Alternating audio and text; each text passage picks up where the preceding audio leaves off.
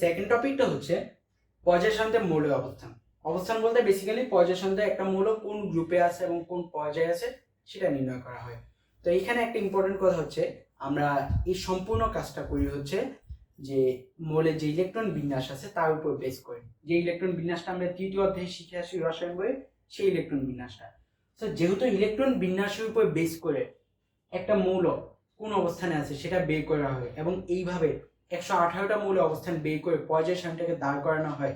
এই জন্য একটা কথা বলা হয়ে থাকে, ইলেকট্রন বিন্যাসই হচ্ছে পর্যায় সারণীর মূল ভিত্তি। যদি কখনো পরীক্ষা আসে এই ব্যাখ্যাটা লিখে দিবা। আচ্ছা আসো আমরা এখন একটা মৌলের অবস্থান নির্ণয় করা শিখবো। তো প্রথমত পর্যায় নম্বর নির্ণয় করা, দেন গ্রুপ নম্বর নির্ণয় করা। পর্যায় নম্বর নির্ণয়ের জন্য আমাদেরকে একটা মৌলের ইলেকট্রন বিন্যাস লিখতে হয়, একদম ভেঙে ভেঙে 1s2 2s2 তারপর 2p6 এরকম করে ভেঙে ভেঙে লিখতে হবে। তো ওইভাবে লিখার পর যে ম্যাক্সিমাম অরবিট নাম্বারটা পাবো, যে ম্যাক্সিমাম শেল নাম্বারটা পাবো, সেইটা হবে যে আমাদের ওই পার্টিকুলার মৌলের পর্যায় নাম্বার। আমি আবার বলতেছি, কোনো একটা মৌলে ইলেকট্রন বিন্যাস করার পর ওই ইলেকট্রন বিন্যাসের মধ্যে যে সর্বোচ্চ শেল বা অরবিট নাম্বারটা পাবো সেইটা হবে যে আমাদের ওই মৌলের পর্যায় নম্বর। তাহলে আমি একটা এক্সাম্পল দেখে ফেলি। সাপোজ একটা মৌলের নাম আমরা সোডিয়াম। সোডিয়াম কি 11, 11টা electron, 1s2 2s2 2p6 3s2। কি বলছিলাম, পর্যায় নম্বর নির্ণয় এটা হচ্ছে ম্যাক্সিমাম শেল বা অরবিট নাম্বার। দেখি এখানে ম্যাক্সিমাম অরবিট নাম্বার কোনগুলা, 1 2 3 এগুলা দিয়ে অরবিট নাম্বার বুঝাচ্ছে, ম্যাক্সিমামটা 3। সো আমরা বলতে পারি সোডিয়াম পর্যায় নাম্বার কত হবে, হবে 3। আরেকটা এক্সাম্পল দেখি ছোট্ট, nitrogen, nitrogen 7, 1s2 2s2 2p3। বলতো এখানে ম্যাক্সিমাম অরবিট নাম্বারটা কত, দেখতেছি আমরা 2, তাহলে নাইট্রোজেনের পর্যায় কত, পর্যায় আচ্ছা 2। ওকে, তাহলে আমরা আশা করি পর্যায় নম্বর এখন থেকে নির্ণয় করতে পারবো। যে কোনো একটা মৌল, যে মৌল দেওয়া থাকবে আমরা সুন্দর করে তার ইলেকট্রন বিন্যাসটা করব, যেটা আমরা তৃতীয় অধ্যায়ে শিখে আসছি। ওইভাবে ইলেকট্রন বিন্যাস করে ম্যাক্সিমাম অরবিট নাম্বারটাই হচ্ছে তার পর্যায় নম্বর বা গ্রুপ নম্বর নির্ণয়টা শিখবো। এর জন্য আমাদেরকে ইলেকট্রন বিন্যাসের সহায়তা নিতে হবে। এখন গ্রুপ নাম্বারের জন্য 3টা ওয়েতে আমরা এটাকে ভাগ করব। প্রথমটা হচ্ছে যদি লাস্ট ইলেকট্রনটা s অরবিটালে যায়,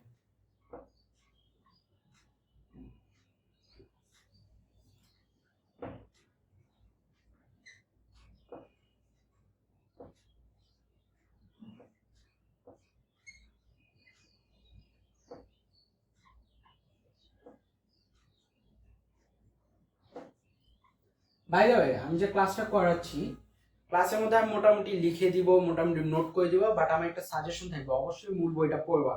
মূল বই পড়লে সবকিছু আমার পক্ষে অবশ্যই কভার করা সম্ভব না। আমি তোমাদের একদিন লাগে ক্লাস নিলেও ম্যাক্সিমাম 70 to 80% কভার করতে পারবে, বাকি 20 থেকে 30% অবশ্যই মূল বই পড়তে হবে।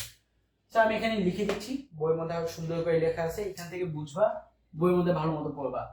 প্রথম কথা, যদি শেষ ইলেকট্রনটা s অরবিটালে যায় সেই ক্ষেত্রে গ্রুপ নম্বর নির্ণয় সূত্রটা, সেই ক্ষেত্রে আচ্ছা বলে দিই আগে সূত্রটা। s অরবিটালে গেলে s অরবিটালে যে কয়টা ইলেকট্রন গেছে সেই কয়টা ইলেকট্রনের সংখ্যা হচ্ছে তার গ্রুপ সংখ্যা। আবার বলতেছি, যদি কোনো মৌলের ইলেকট্রন বিন্যাসে তার শেষ ইলেকট্রনটা s অরবিটালে প্রবেশ করে, তবে s অরবিটালে যে কয়টা ইলেকট্রন প্রবেশ করছে সেই ইলেকট্রনের সংখ্যাটাই হচ্ছে ওই মৌলটির গ্রুপ সংখ্যা। একটা এক্সাম্পল দেখি, সোডিয়ামের এক্সাম্পলটাতেই যাই আমরা। Sodium 11, 1s2 2s2 2p6 3s2 sorry 3s1। আগেটা কি আমি 2 লিখছিলাম না 1 লিখছিলাম, আমি এখন কনফিউজড হয়ে গেছি। আচ্ছা এনিওয়ে, দেখি এখানে আমরা দেখলাম কি শেষ ইলেকট্রনটা s অরবিটালে গেছে, এবং আমরা কি বলছি, শেষ ইলেকট্রন s অরবিটালে গেলে s অরবিটালে ইলেকট্রন সংখ্যাটাই তার গ্রুপ নাম্বার। s অরবিটালে ইলেকট্রন আছে কয়টা, দেখতেছি আমরা একটা, তাহলে সোডিয়ামের গ্রুপ কত হবে, গ্রুপ হবে 1, গ্রুপ 1। আরেকটা এক্সাম্পল দেখবো আমরা, সেটা আমরা ধরি ম্যাগনেসিয়াম ধরি, সোডিয়ামের পরের মৌল যেটা 12। ম্যাগনেসিয়াম ইলেকট্রন বিন্যাসটা সোডিয়ামের মতোই, জাস্ট 3s1 এর পরিবর্তে 3s2 হবে। 2s2 2p6 3s2 2 2 4 6 6 6 12। দেখো শেষ ইলেকট্রনটা s অরবিটালে গেছে, আমাদের s অরবিটালের সূত্রটাই ব্যবহার হবে। তাহলে s অরবিটাল ইলেকট্রন গেছে দুইটা, তাহলে ম্যাগনেসিয়ামের গ্রুপ নাম্বার হবে 2। আশা করি বুঝা গেছে। আর এদের পর্যায় নাম্বার যদি বলে ম্যাক্সিমাম অরবিট নাম্বার 3 দুইটাই, তাহলে আমাদের ফার্স্ট ইয়াটা গেল। দেন হচ্ছে আমরা দেখব যদি শেষ ইলেকট্রনটা p অরবিটালে যায়, if the last electron enters in p orbital, ওকে, সেই ক্ষেত্রে সূত্রটা হবে, গ্রুপ নাম্বারটা হবে 10 প্লাস s a e সংখ্যা, আমি ব্যাখ্যা করতেছি আপাতত তুলে নাও, p a e সংখ্যা কি লিখলাম, 10 প্লাস s a মানে s অরবিটালে ইলেকট্রন সংখ্যা এবং p অরবিটালে ইলেকট্রন সংখ্যা। কোন মৌলের ইলেকট্রন বিন্যাসের সর্বশেষ ইলেকট্রনটা p অরবিটালে প্রবেশ করলে আমরা তার গ্রুপ নাম্বার নির্ণয়ের জন্য 10 প্লাস s অরবিটাল ইলেকট্রন সংখ্যা প্লাস p অরবিটাল ইলেকট্রন সংখ্যা, এই দুটা এগুলা যোগ করে যে রেজাল্টটা পাবো সেটা হবে তার গ্রুপ নাম্বার। একটা एग्जांपल দেখি আমরা। সাপোজ আমরা ক্লোরিন কে নিই, ক্লোরিন 17 Cl17, ইলেকট্রন বিন্যাস করলে 1s2 2s2 sorry 2p6 3s2, কয়টা হলো 12টা, আর বাকি আছে 5টা 3p5। দেখেন তো আমাদের লাস্ট ইলেকট্রনটা এখানে p অরবিটালে প্রবেশ করছে না, তাহলে আমরা p অরবিটালের সূত্রটা অ্যাপ্লাই করি। সূত্রটা কি ছিল, 10 প্লাস s অরবিটাল ইলেকট্রন সংখ্যা, s অরবিটাল বলতে p তে প্রবেশের আগে যেই s এ গেছে, এখানে কি আমি এই s টা নিব, নো, যদিও সেম বাট s নিব হচ্ছে p তে প্রবেশের আগে যেই s অরবিটালে গেছে সেই s অরবিটাল ইলেকট্রন সংখ্যা। p তে প্রবেশের আগে গেছে 3s এ, 3s ইলেকট্রন নাম্বার কত, 2 প্লাস হচ্ছে 10 plus 2 plus p orbital electron number, p তে আছে কয়টা, 5টা 5, দ্যাট মিন্স 17। যদি ইয়াটা দেখেন পর্যায় সারণী দেখেন, দেখবেন সুন্দর করে ক্লোরিন হচ্ছে 17 নাম্বার গ্রুপে।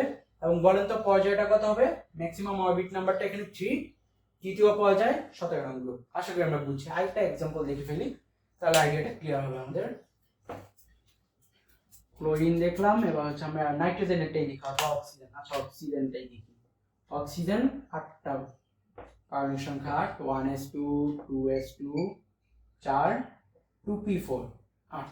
দেখেন শেষ ইলেকট্রনটা p অরবিটালে গেছে, তাহলে সূত্রটা কি, 10 প্লাস p তে যাওয়ার আগে যেই s এ গেছে সেই s এ ইলেকট্রন সংখ্যা, p তে যাওয়ার গেছে 2s এ, 2s ইলেকট্রন নাম্বার হচ্ছে 2 প্লাস p এর ইলেকট্রন সংখ্যা 4, 10 এ 2 12 16।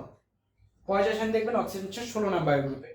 বলেন তো পর্যায় নাম্বারটা কত, 2, কারণ maximum orbit number is here 2। তা আমরা দুইটা কন্ডিশন দেখলাম। Last condition, if the last electron enters in orbital d, if the last electron enters in orbital d, এক্ষেত্রে সূত্রটা কি হবে, সূত্রটা হবে d অরবিটালে প্রবেশের পূর্বে যেই s অরবিটালে প্রবেশ করছে সেই s অরবিটালের ইলেকট্রন সংখ্যা প্লাস d অরবিটালের ইলেকট্রন সংখ্যার যোগফল, সেটাই হবে যে আমাদের ওই মৌলটার গ্রুপ নাম্বার। আমি আবার বলতেছি, d অরবিটালে শেষ ইলেকট্রনটা প্রবেশ করলে d অরবিটালে প্রবেশের পূর্বে যেই s অরবিটালে প্রবেশ করেছে সেই s orbital electron number plus d orbital electron নাম্বারের যোগফলটা হবে যে আমাদের গ্রুপ নাম্বার। আমরা একটা एग्जांपल দেখি, ফেরাস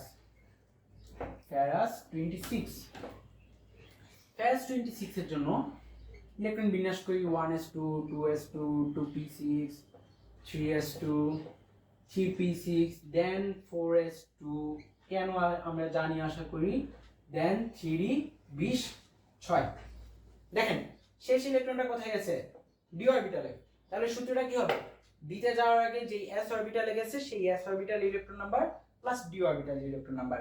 s এ গেছে কয়টা আমরা দেখতেছি দুইটা, 3d তে যাওয়ার আগে গেছে কোথায় 4s এ, 4s আছে দুইটা plus d orbital electron number 6, that means 8। ফেরাসের গ্রুপ নাম্বারটা হচ্ছে 8। বলেন তো ফেরাসের পর্যায় নাম্বারটা কত হবে, এটা কি 3 হবে, নো, এটা হবে 4, কারণ maximum orbit number here is 4। তাহলে ফেরাসের গ্রুপ হচ্ছে 8 এবং পিরিয়ড হচ্ছে 4। আমরা আশা করি পারবো। এখন আরেকটা এক্সাম্পল দেখে ফেলি আমরা, সেটা হচ্ছে কাছাকাছি একটাই দেখি, কপার 29 Cu29। আচ্ছা, কপারের জন্য 29 হলে 4s2 3d10 আমরা জানি, আমরা মেবি ইলেকট্রন বিন্যাসে 3d10 আর এটা হচ্ছে 4s1। আর একটা মিনিট লাগবে জাস্ট আমাদের এই টপিকটা শেষ করতে। তো আমরা দেখে ফেলি এখানে কপার ইলেকট্রন বিন্যাসটা কেন ব্যতিক্রম, এটা আমরা তৃতীয় অধ্যায়ে পড়ে আসছি, এটা আলোচনা করলাম না। লাস্ট ইলেকট্রনটা গেছে এখানে ডি অরবিটালে গেছে 10টা, এবং ডি এর আগে এস অরবিটালে 4s এ গেছে, 4s এ আছে একটা, এই দুইটা যোগফল হবে 11। আমরা আশা করি বুঝছি। গ্রুপ নাম্বার নির্ণয়, তাহলে যদি বলে এখানে পর্যায় নাম্বারটা কত, maximum orbit number here is 4, then the period number will be 4। So আমরা এখন পর্যন্ত কি কি শিখলাম? একটা মৌলের পর্যায় সাধারণত অবস্থান নির্ণয়, পর্যায় নম্বর নির্ণয় করা শিখছি। প্রথমত সামারি করে বললে একটা মৌলের ইলেকট্রন বিন্যাসে ম্যাক্সিমাম অরবিট নাম্বারটা হচ্ছে তার পর্যায় নম্বর। সেকেন্ডলি শিখছি গ্রুপ নাম্বার, সেটা তিনটা কন্ডিশনের জন্য আমরা শিখছি। If the last electron enters in orbital S, শেষ ইলেকট্রন এস অরবিটালে প্রবেশ করলে এস অরবিটালে ইলেকট্রন সংখ্যাই হয় তার গ্রুপ নাম্বার, গেল first condition. Second condition, if the last electron enters in orbital P, শেষ ইলেকট্রন পি অরবিটালে প্রবেশ করলে গ্রুপ নাম্বার হয় 10 প্লাস পিতে প্রবেশের আগে যেই এস এ প্রবেশ করছে সেই S A electron number plus P orbital electron number. এটা হচ্ছে আমাদের সেকেন্ড কন্ডিশন। থার্ড কন্ডিশন এইটা, শেষ ইলেকট্রনটা ডি অরবিটালে প্রবেশ করলে গ্রুপ নাম্বারটা হয় ডি অরবিটালে ইলেকট্রন সংখ্যা এবং ডি তে প্রবেশের আগে যেই এস এ প্রবেশ করছে সেই এস অরবিটাল ইলেকট্রন নাম্বার। এখানে এক্সাম্পলটা যদি আরেকবার দেখি, লাস্ট ইলেকট্রন গেছে 3d তে এবং তার আগে গেছে 4s এ, ডি তে আছে 10টা 10 plus 4s A 1 equal to 11। তা আমরা এখন পর্যন্ত শিখে ফেললাম পর্যায় সারণীতে মৌল অবস্থান নির্ণয়। এবার আমরা থার্ড টপিকে মুভ করব, যেটা আমাদের মোস্ট ইম্পর্টেন্ট টপিক, সেটা হচ্ছে মৌলের পর্যায়বৃত্ত ধর্ম।